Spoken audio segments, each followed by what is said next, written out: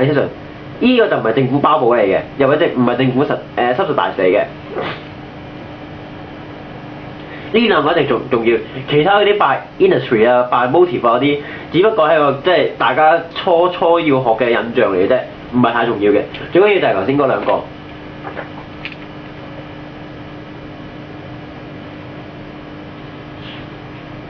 另一個啦，大家要知嘅就係、有咩 international 嘅 organisation 咧，例如 PATA 咧，佢成日講 PATA 㗎啦，有啲簡寫都要知嘅 PATA 啊。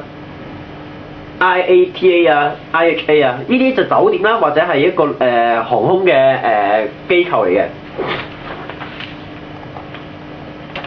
最後咧要知嘅就係 role of government， 政府喺呢個旅遊裏邊係會做咗咩角色嘅咧？擔當住咩嘅橋梁嘅咧？例如佢要 restrain undesired growth， 咩叫 undesired growth？ 即係不能再持續落去嘅生長啦，佢一定要制定一個或者叫改善啦，改善下佢，唔可以再一個即係停滯嘅生長啦。同埋 maintain quality standard，maintain quality standard 即係話咧保持一個好啦，或者佢本來嘅 standard 嘅標準嘅 match 個 supply 啊同埋 demand 嘅。如果唔係咧，供多於求或者求多於供咧，就唔得㗎啦。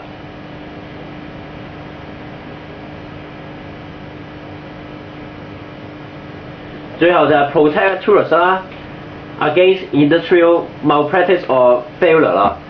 例如有啲人咧 tourist 咧，佢喺呢個即係喺個事業裏邊咧，其實佢自己都唔係好熟嘅啫，或者做錯嘢咧，即係做衰咗即係蝕咗好多啦。政府咧就一定要保護呢啲人嘅，因為佢哋啱啱開始啦，佢哋未熟習啦，所以一定要政府保護佢哋嘅。等佢哋咧起碼唔會嘥，即係唔會蝕咁多錢啦 ，reduce 嗰個 capital cost 啊之類啲嘢啦。最後啦，展望呢樣嘢咧，就係其實大家喺 work plan 度有嘅啫，大家講一講啦。Future development of Hong Kong tourism 咧。就例如2010年咧，有60% 嘅 visitor 由中國大陸嚟咗嘅。咁咧有兩個機構啦，都係提出啲政策啦或者改良啦，就係令到我哋香港旅遊業咧就更加好嘅。例如政策由 Tourism Commission 或者政策由 HKTB 啦。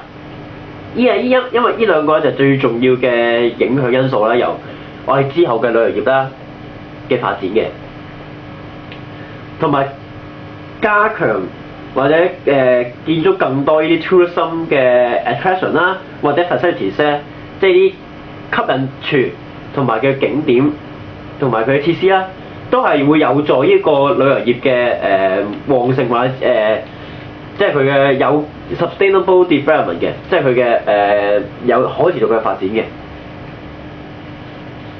其實即咁多㗎咋，佢咧如果出long crack 嘅話咧，佢一定咧，即係我話如果出啦，我唔知出唔出啦。如果佢出 long crack 嘅話，佢一定針住咧問你 what is the positive impact 啦，可能係 economic 啦、environment 啊之類啲嘢啫。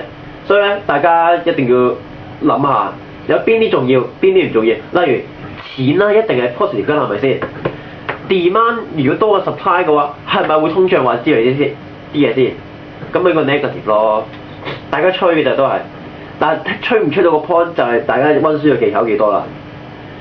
此外，佢一定會出 terminology 講過，我份 notes 都有同大家講過啦。Direct、indirect、induced leakage、multiplier 一定會出其中一個。好，其實暫時咁多啦先嘅，記得如果問題嘅話，唔怕問我，大家希望有一個好好嘅。